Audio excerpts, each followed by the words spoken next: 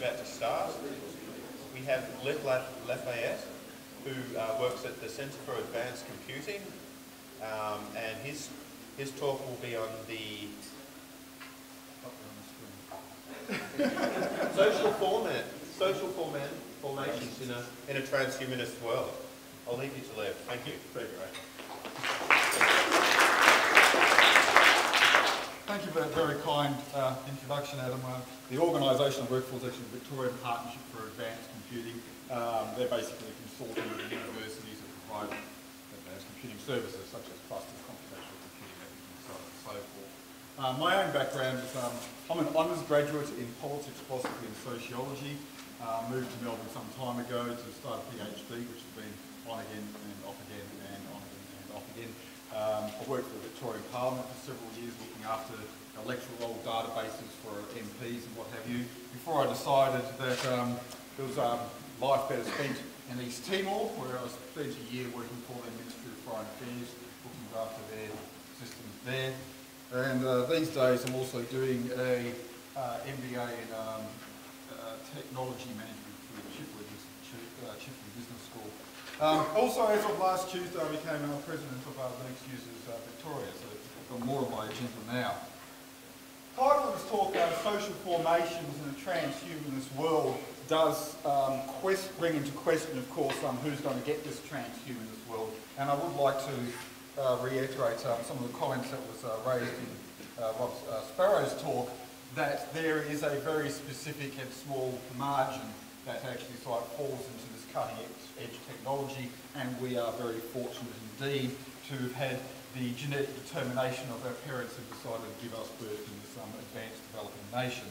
We do remind ourselves that 50% of the world's population does live on less than $2.50 a day, and they will be a long way coming before they can talk about the technologies that will be that are being expressed at this conference. So what do we mean by a transhumanist world? What are those main components? Well, I've listed them here as consisting of several trends in genetic engineering, animal uplifting, artificial intelligence, prosthetics and disembodiment. Genetic engineering, I did mention previously in a question the quotation which I find from Jürgen Habermas in the book The Future of Human Nature, an interesting and challenging book from a doubter's perspective, who refers to the future of liberal genetics regulated by supply and demand.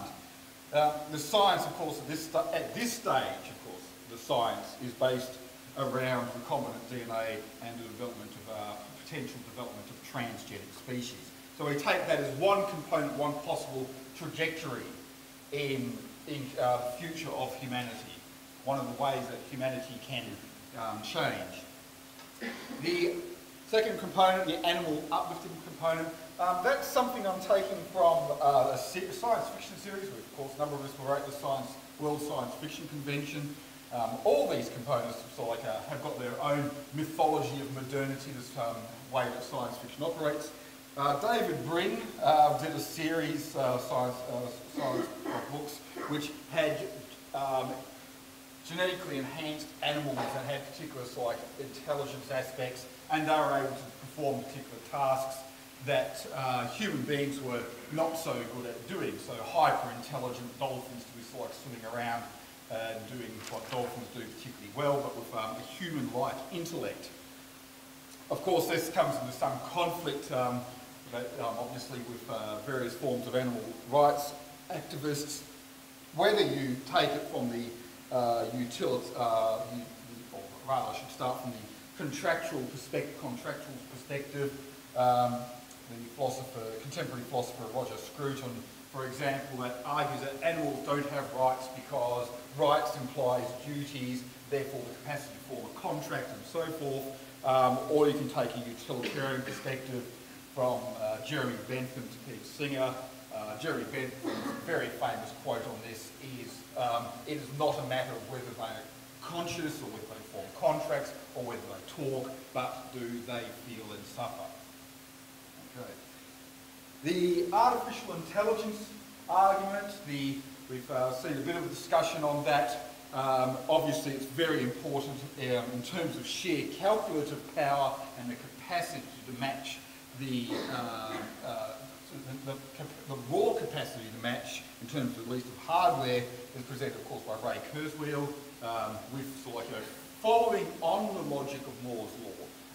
All he's done really is just continue the trend and say, okay, by particular dates we'll get to this sort of level of potential intelligence in raw numbers.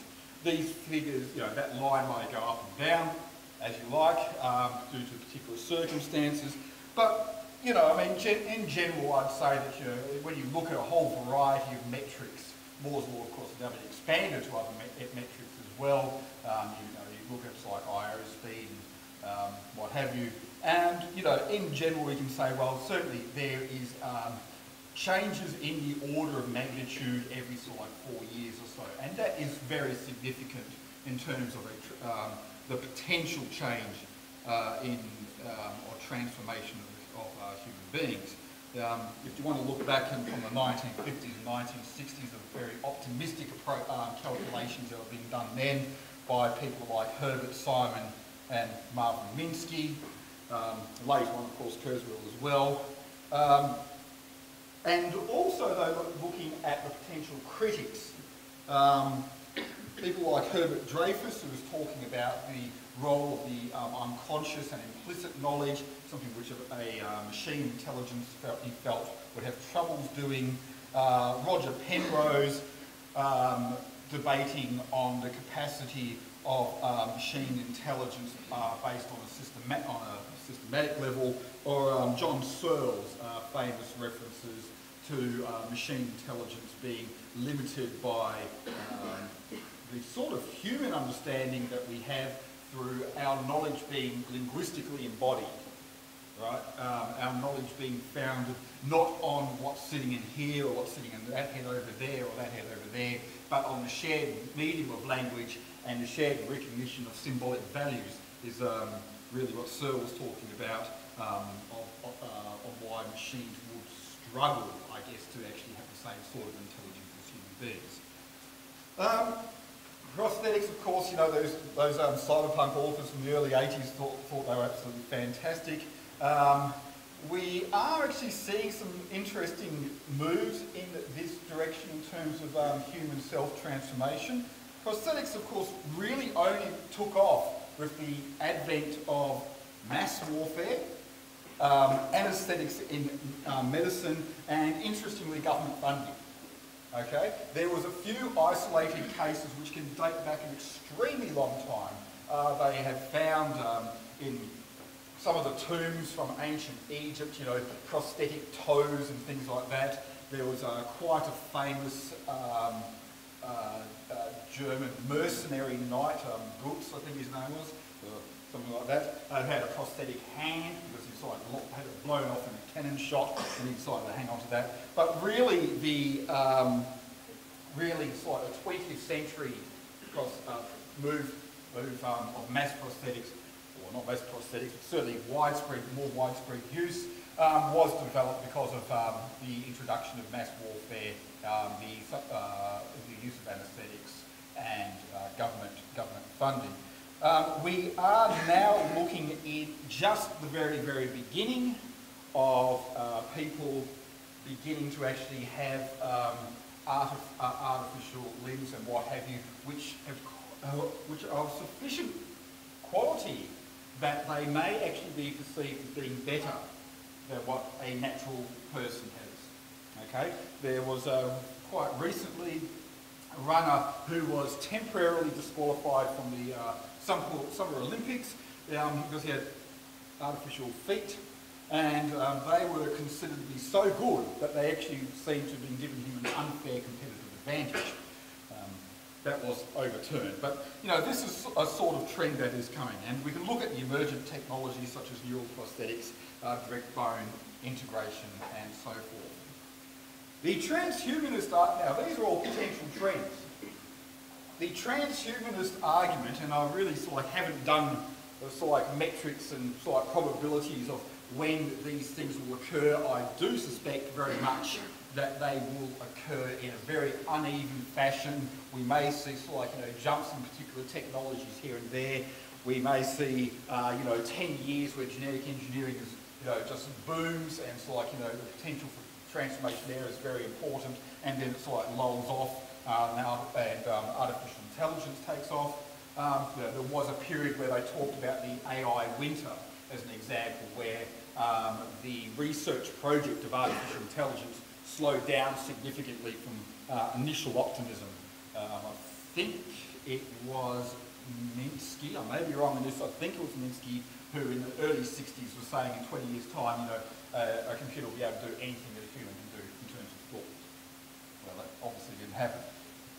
But we will say, for the sake of the argument, I will say that these things are all going to occur, and the transhumanist argument is not one that will dominate, but rather there will be a merging of all the trends, and the important thing is the self-transformation of the human species. Right? There is a big, typically you get various debates that say, what's going to happen to human beings? Will we be left behind? Will we be ruled by our new robot overlords and what have you? In the end, machines will win, etc., etc. This sort of argument that people like Kurzweil puts out, and I happen to think that's quite a good one, is that you will see a transformation of the species itself. And that's effectively what has been speculated here as a transhumanist world. You can also find a very interesting sort of political, certainly feminist argument, which came out in a famous essay in the early 90s, might be late 80s. Donna Haraway wrote an essay called A Cyborg Manifesto, and she cut a very evocative picture of the future of the chimera and its dominance, and also played on that the idea of political partiality.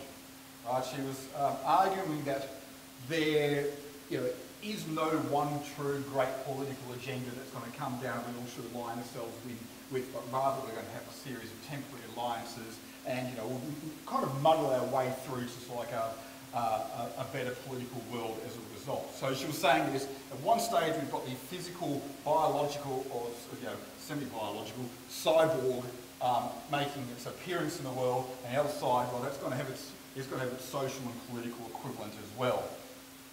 I have jumped and missed one, of course. Disembodiment appears very much as a theme within the transhumanist argument. The idea that the sense of self is not something which is entirely encapsulated within sort of one physical locus, but something that can be sort of moved around and can be in fact very much entirely disembodied. You'll find the radical second life advocates suggesting things like this as well. Okay, so there's a very high-level, broad overview of transhumanism. I'll do now the same thing for social formations. So what is a social formation? It's a term that has its origins in Marxist political theory. It was actually used by Marx and Engels, and then followed on by various structuralists in the 20th century, Louis Althusser, Barry Hinders, Paul Hirst, and on the more conservative side on the agenda, Talcott Parsons as well, so contributed this, and in more contemporary sense, certainly in the contemporary sense, by what they call the second generation Frankfurt School, some of the 1960s and 1970s writings of Jürgen Habermas in particular.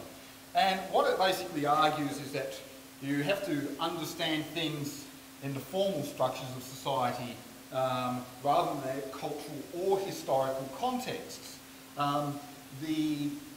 Those who take this argument, and particularly the structuralists, would argue that human agency, which we all like to think we're all free to do what we want. They say, well, actually no. Human agency is not as great as you think it is. Right? It is,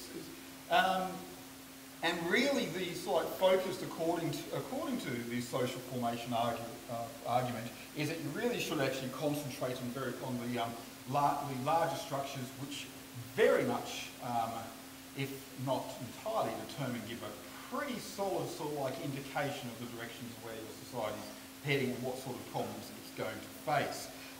One of the examples you can say is the very significant variation on the levels of, say, violence in a society. Okay, you may think that this is a very personal, very emotional thing that a person gets like angry and violent. The degree of the degree of variation in violence, can be rates even in contemporary societies of 1,000 to 1. Right, you go down to Vanuatu and you barely see it at all. You go, except for slightly occasional civil war, and then you go to Colombia, and it's sort of like all over the place. So huge variations,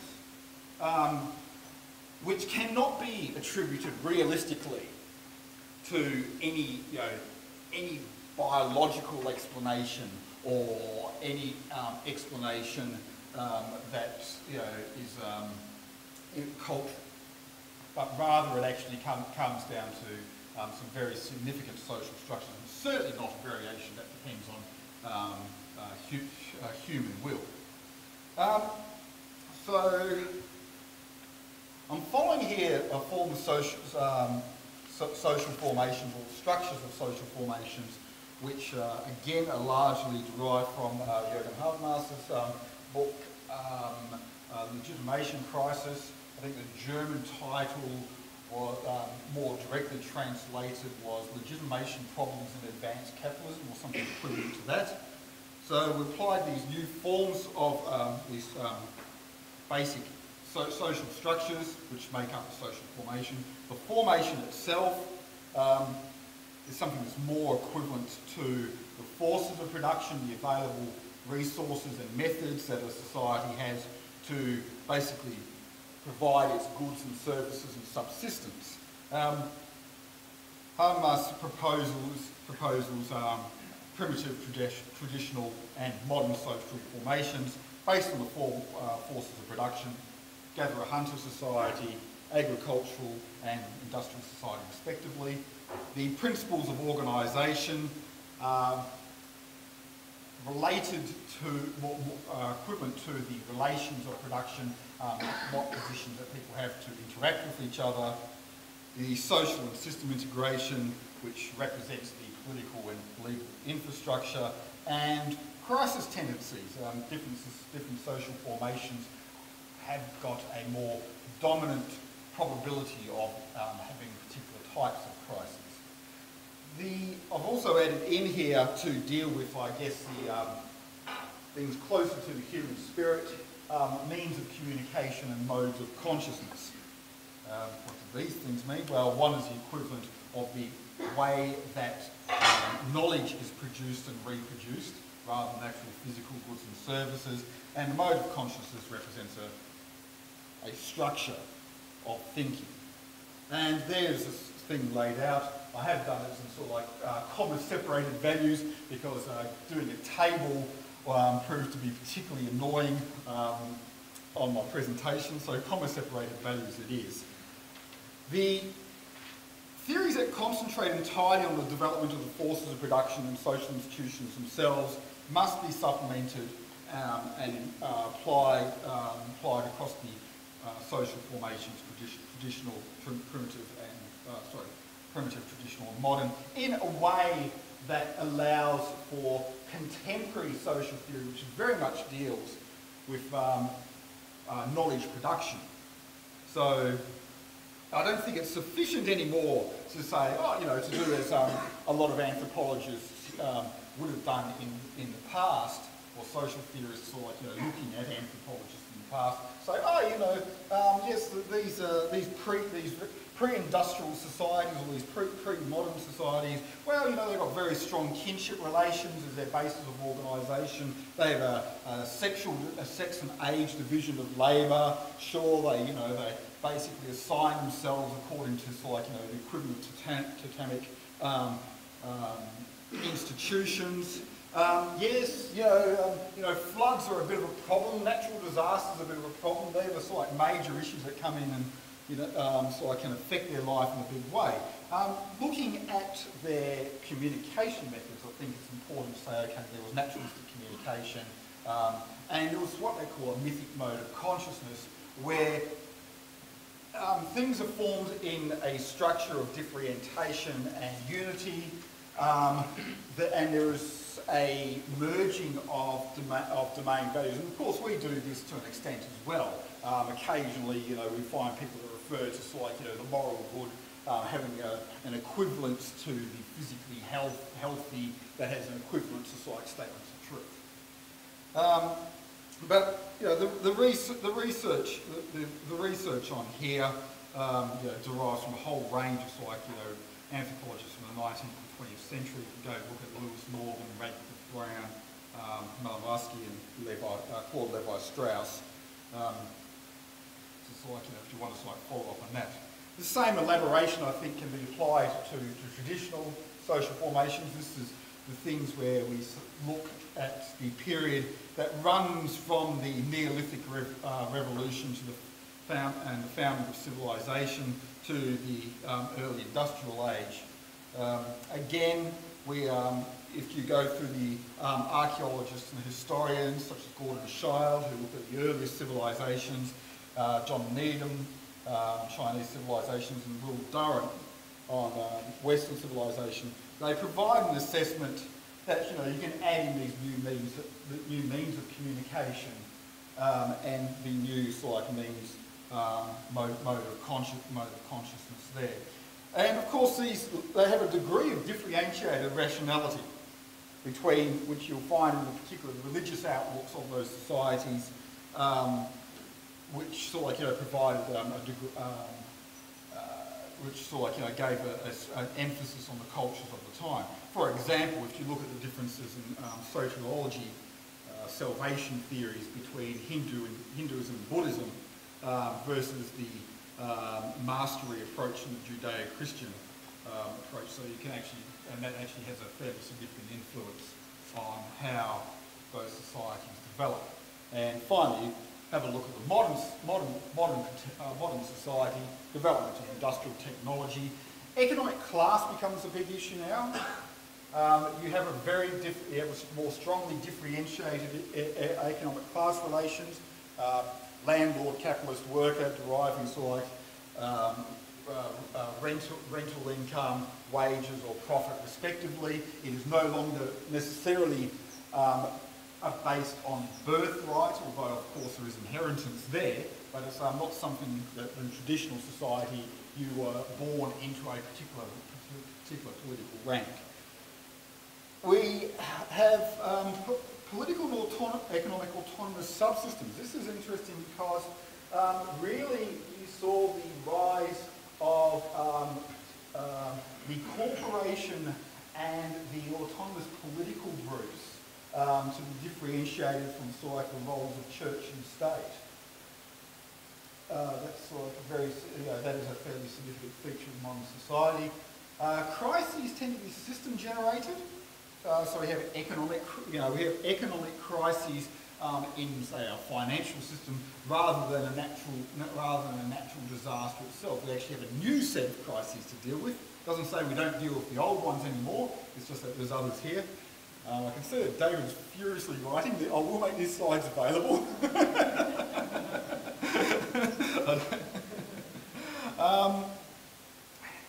And of course, you know, the generation of a particular type of printed material was very significant for the advent of modernity. Yes, for example, the Chinese culture had block printing and you know, particular type of script, which actually strengthened the bureaucracy in many ways. However, with the alphabetic script, the development of the printing press in Europe actually allowed for sedacious material to be printed very quickly, and for the evidence that it ever had been printed to be changed very quickly. It was like, you know, got the jar, sort of shuffled up and said, no, we didn't do any of that. Wasn't us. And it's interesting that in the 100 years after the printing press was introduced into Western Europe, you had more books produced in the world than ever had been produced before.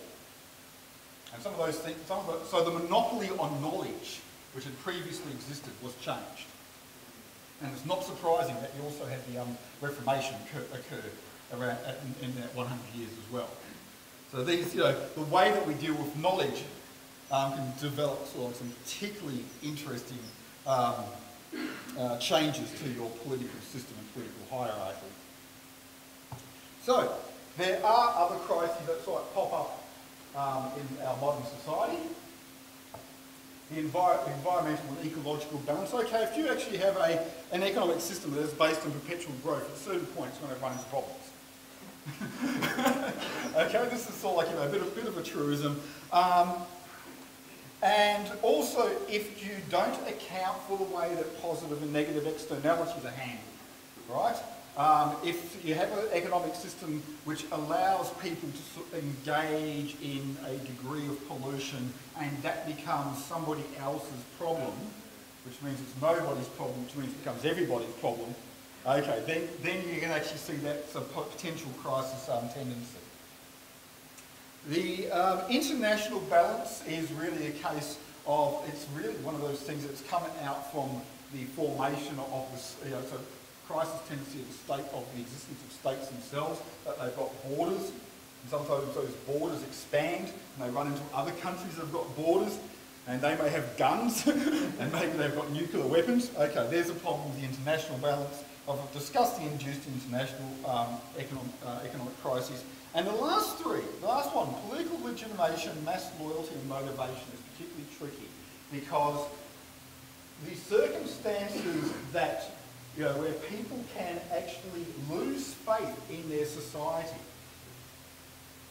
causes, obviously, the society collapse. A loss of mass loyalty, a loss in belief that the reward systems are adequate or fair or helpful.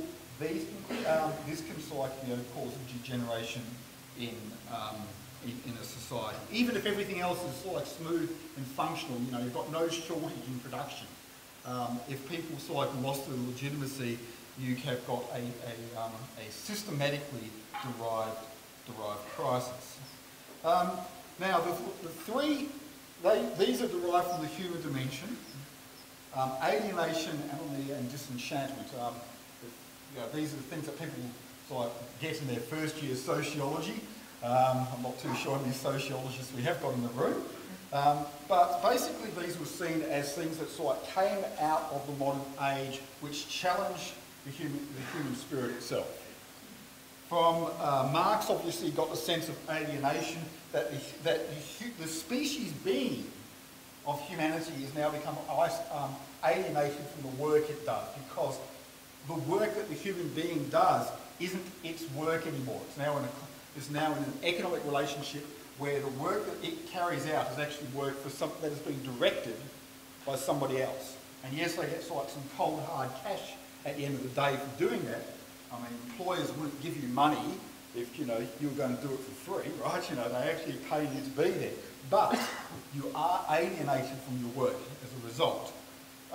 The notion of anomaly is a loss of an internal moral and normative compass due to homogenous societies, a homogenous mass society, and people sort of feel, the idea is that people sort of feel a bit lost in their ability to sort of develop an internal sense of where they should be heading in a moral normative manner, because everything else around them has got a mass society approach. These are the people whose lives on one hand are directed by the morality of the mass newspapers and the vicarious living in celebrity magazines, and they really have lost the sense of self. That is challenging to their species being. And finally, the very tricky one, Max Weber's notion of disenchantment, where a dominance of instrumental rationality, of scientism, breaks something which he claims did exist in the medieval period, breaks a sense of wonder and unity, which religious perspectives were actually able to provide. The world ceases to be magical. And that actually, that is actually quite challenging for human beings because we're sort of, we're in nature, and at the same time we are such strong conscious observers of it. We're sort of outside of it as well. And the loss of that is something which Weber in particular said this is actually quite problematic for modern people. This can actually lead to psychic dislocations, and people lose the plot. And the only way around it is through countercultural lifestyles. You saw them as being a problem as well. But there are progressive tendencies as well. Progressive tendencies that can overcome these. Democracy, for example, a more democratic society can overcome some of the limits of alienation. Free associations can overcome the tendencies of enemy, and interestingly, the ontological grounding of environmentalism can actually recapture and act against the tendency towards disenchantment. So, the postmodern, post-human condition is the transhumanist world. We've now looked at the social formations, or what social formations were, how they've applied in primitive, traditional, modern societies, very, very high level stuff. One could spend decades going through this. But the transhumanist world is supposed to be different. Postmodern and post-human. Now, I know postmodernism is has had a bad rap over the past 15 or so years, and this is largely due, I think, because the debate over the word postmodernism is almost entirely perceived in terms of being a cultural movement. It is, very strongly based in particularly the humanities and the arts, certainly in architecture and so forth, based around notions of, objective truth being a little bit more slippery. They're not terribly happy with totalising narratives. They want to talk about the role of language, distribution of power and motivations, associations with plurality, textual analysis, scepticism, so forth. Their big figures include the French philosophers Jacques Derrida, Writing Indifference being an important text there, Baudrillard's Simulation and Simulacra, where he's arguing for a hyper-reality, which is, he's arguing, for example, that some of his arguments he puts up quite deliberately to just to challenge people to actually start thinking about the possibilities of hyper-reality. There was one point where he argued that the Gulf War didn't actually happen. He said it was entirely a myth. And when people said, "What do you mean? Of course it is." Well, how do you know it happened? He said, "I saw it on TV." He goes, "Exactly." How do you know it actually happened? Right? He's not actually making the assertion that some ontological change that says Iraq doesn't actually exist. He's actually saying, okay, the nature of our contemporary society, the information that we receive, is a hyper-real one, very much framed by what we get through the box. Other authors, Jean-Francois Lyotard doing the postmodern condition, Jamison doing the cultural logic of late capitalism. In social theory, this is different. In social theory, the word postmodern means what the word, looks like. It means an exploration of the social formation after modernism. That's entirely hypothetical. What are the components, which I previously listed before, that which will make up a social formation in that period? And of course, as I said, according to the transhumanist perspective, this is also a post-human condition as well. Now, societies don't move along in this nice little even manner.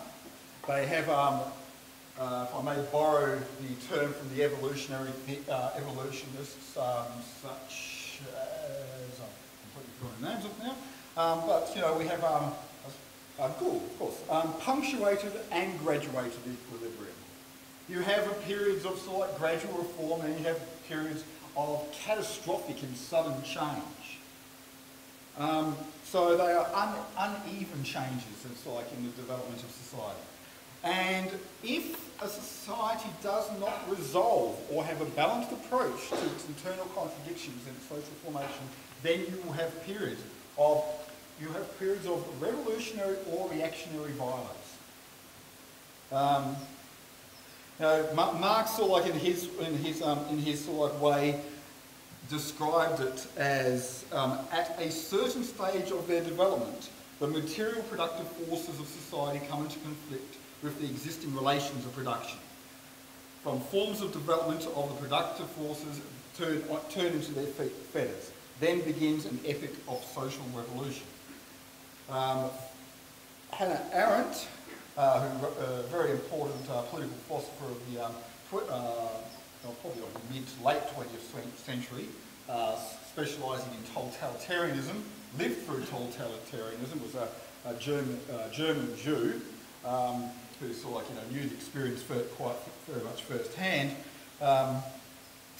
Author of books such as Origins of Totalitarianism, where she did the classic comparison between Hitler's Germany and Stalin's Soviet Union, and also did the book Eichmann in Jerusalem, which has got the famous quotation, the banality of evil, based on the grounds of people who do not care about politics are those who are the ones who are most likely to carry out something like a giant Stanford prison experiment. Hannah Arendt sort of said, listen, if you have a political system where people, or if you have a social system where people are not involved in the political decision making itself, that political decision making will be made by somebody else. And chances are, because people are not involved, these are people who are going to be particularly enamoured by power. These are people going to be worshipping power. And they're not going to do nice things. Okay? They will be using for example, you could say that society like Nazi Germany was the use of a pre-modern mindset with modern technologies. You'll find that a lot of the perspective, something's not quite working there.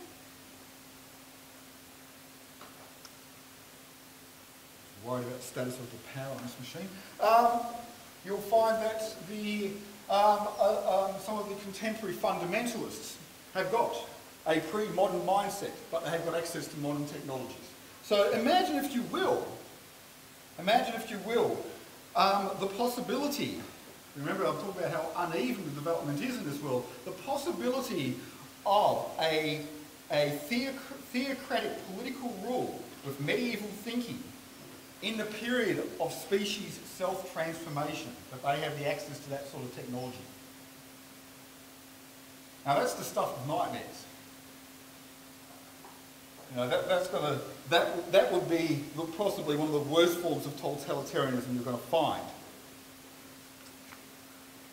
So, what are the tendencies I think that we're going to find in the transhumanist world? To apply the same categories that I had before, it's going to be less than 5 minutes. It's probably going to be about 3. So I have more time for questions. I see it's almost certain that various forms of nanotechnology and nanobiotechnology will be the dominant force of production. And that will be applied across things that are currently the use of industrial mechanisms. For example, when we did the move from traditional to modern society, and agricultural techniques, it wasn't a case of somebody set up all these factories in Manchester, though that happened as well. Agricultural techniques became industrialised as well, right? So I think nanotechnology will start driving the things that we produce via industrial means. As the organisation principle, I think there will be the big conflict between environmentalism and the contemporary landlord class. By landlord class, I'm using the economics term. I do not refer to just like a person who owns a bit of real estate. Okay, in political economy, a landlord is a person who owns any natural resources. Okay, so it includes the electromagnetic spectrum from like radio frequencies. It could very well and will include patents on genetic material as well. They will become a type of landlord. It is those things which have pre-existed in nature without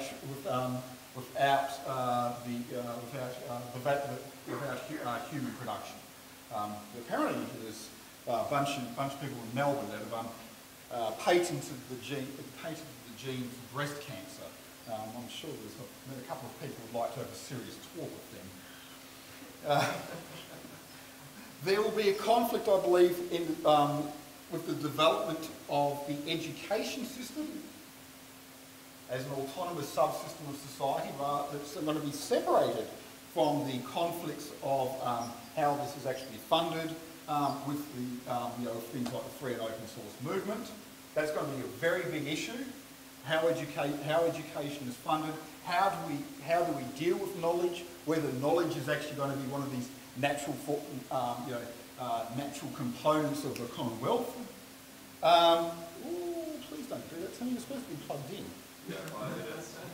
Oh well, that's cool. The obvious crisis differentiation is the potential differentiation of the species.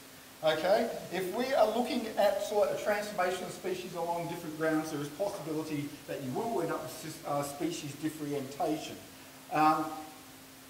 That's going to have significant effects because, of course, species tend to communicate amongst themselves, and the further away you are from a species are differentiated, the difficulty of communication becomes more and more serious. I know we all like to try to think we talk to our cat, and our cat talks back, but that's about as close as, that's fairly close in the wider scheme of things. If we have sapient species which are differentiated and they cannot come to a mutual understanding, right, because they're a bit, the way that they sort of generate shared symbolic values is different, you're going to have a big problem. That's going to be really interesting. And to an extent, that was explored by one of the very early cyberpunk authors, Bruce Sterling, in Schismatrix. Shapers and mechanists, the bio beings versus the robot beings. Very great early series and well worth looking at. Finally, mode of communication. Okay, thought transference is one of the very early terms that was used for telepathy. There is a guy out at University of Reading, Kevin Warwick, who has become, and I think he might be onto something here, that is saying that through contemporary, or as an elaboration of contemporary internet technology, we'll have a possibility where you'll be able to engage in effectively thought transference. And he's saying that this is not quite going to be the same thing as a hive mind, but it's going to be a very strong collective consciousness as well. And so that is a tendency that's also there, and related mode of consciousness is a universalistic one, if that occurs. Challenging to the sense of the self. I may add that Kevin Warwick is engaging in the development. He's doing cybernetics research around developing, quote, practical safe technology for directly connecting human nervous systems together. Okay? May be very interesting, that. That is sort of a very brief outline of the sort of challenges that we'll be looking at as social formations of a transhumanist world. Thank you for your attention.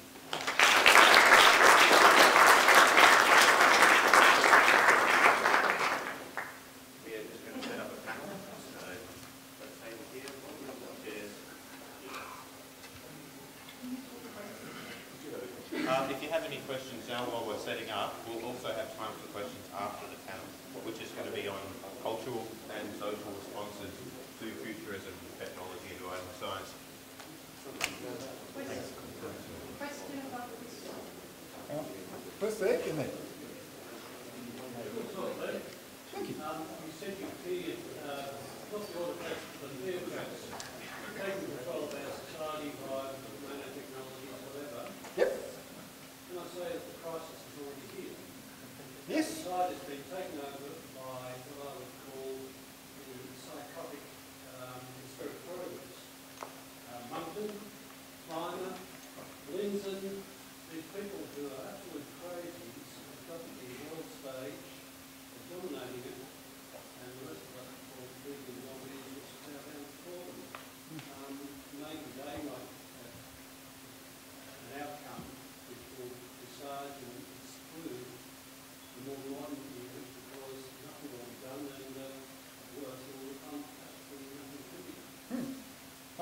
I don't disagree with that. I mean, you know, there used to be a debate and a generally accepted theory up to the early years of the 20th century that basically said that as technology improves, human beings morally will improve as well. People seriously used to believe this, and since then we've probably learned that actually no, all that technology does is actually make enhance the capacity for right and wrong, and with some fairly significant effects. So those people who, as people as you described, if things are bad in their current positions of power, influence, and with current technological means, imagine if that continues. All right? Can we save the rest of the questions until after the panel? Okay. Do it during the panel if you like. It might be related. Yeah, well, that's